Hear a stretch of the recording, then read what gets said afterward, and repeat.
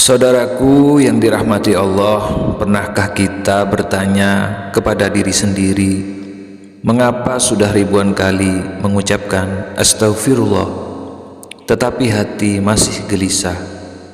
Mengapa rezeki terasa sangat sempit? Mengapa dosa yang sama terus berulang? Jangan-jangan selama ini kita hanya mengucapkan istighfar dengan lisan, tetapi belum memahami maknanya. Tahukah Anda apa perbedaan besar antara sekedar mengucapkan istighfar dan benar-benar kembali kepada Allah dengan taubat yang tulus? Nah, pada kajian kali ini kita akan membahas rahasia istighfar yang sering tidak disadari banyak orang. Simak sampai akhir, karena insya Allah di bagian penutup ada amalan sederhana yang bisa mengubah hidup kita. Sebelum kita mulai, silakan tekan tombol subscribe dan like, dan bagikan video ini agar semakin banyak saudara kita yang mendapatkan manfaat.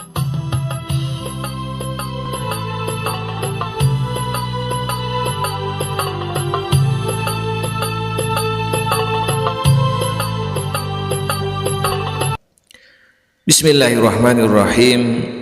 Alhamdulillahirabbil alamin. Segala puji bagi Allah. Dialah yang Maha Pengampun, yang membuka pintu taubat siang dan malam.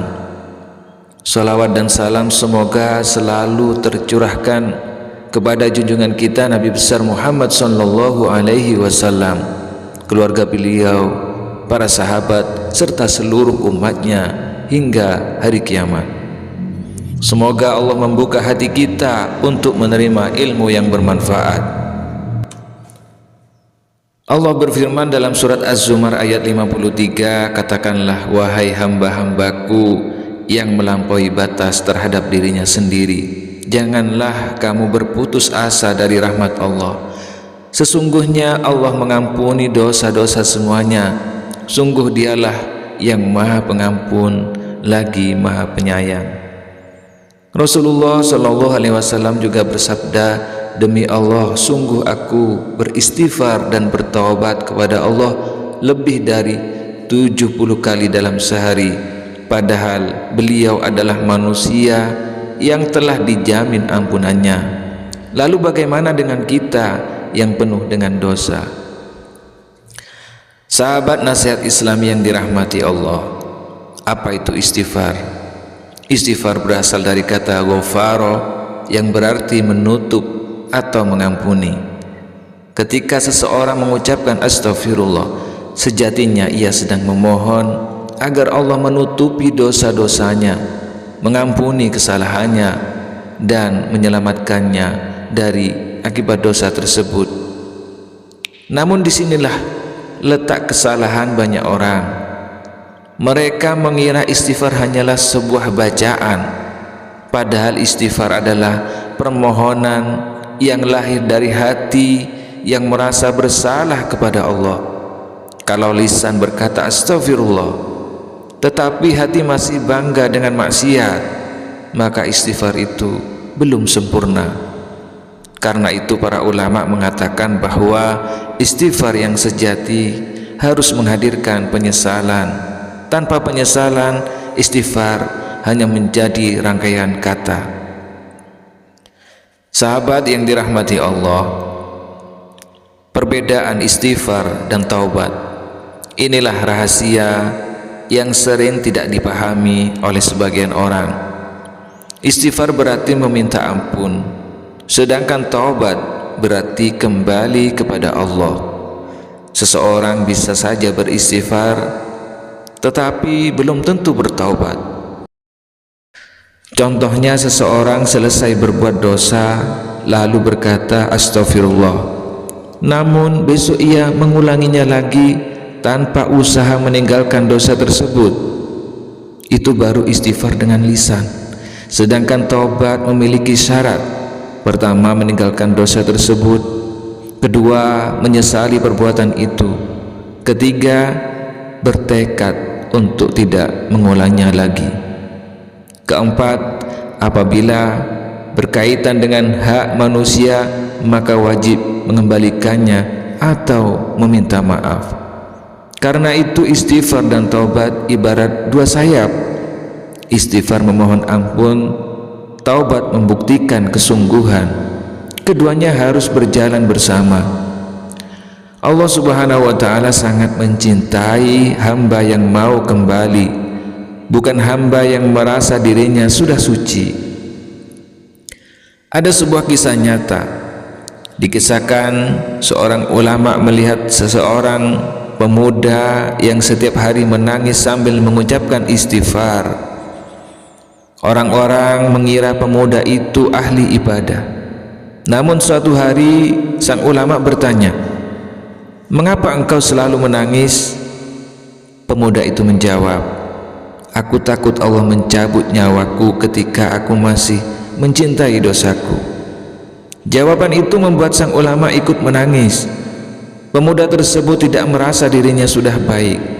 Ia justru takut jika Allah memanggilnya sebelum sempat berubah. Beberapa tahun kemudian pemuda itu benar-benar berubah menjadi pribadi yang soleh dan dikenal sebagai orang yang lembut, dermawan, serta rajin ibadah. Perubahan itu tidak dimulai dari banyaknya ilmu, tetapi dimulai dari istighfar yang keluar dari hati yang jujur. Sahabat yang dirahmati Allah, inti rahasia istighfar. Mengapa Allah sangat menyukai orang yang beristighfar? Karena istighfar menghancurkan kesombongan. Orang yang sering beristighfar sadar bahwa dirinya bukan manusia sempurna. Ia tidak mudah meremehkan orang lain. Ia tidak sibuk mencari kesalahan sesama. Ia lebih sibuk memperbaiki dirinya. Istighfar juga menjadi sebab datangnya rezeki. Nabi Nuh mengajarkan kepada kaumnya, "Mohonlah ampun kepada Tuhanmu, sesungguhnya Dia Maha Pengampun. Niscaya Dia akan menurunkan hujan yang lebat, memperbanyak harta dan anak-anakmu." Artinya, istighfar bukan hanya urusan akhirat, ia juga menjadi pintu keberkahan hidup di dunia. Mungkin yang menghalangi doa kita bukan karena Allah tidak mendengar, tetapi karena hati kita terlalu jarang meminta ampun.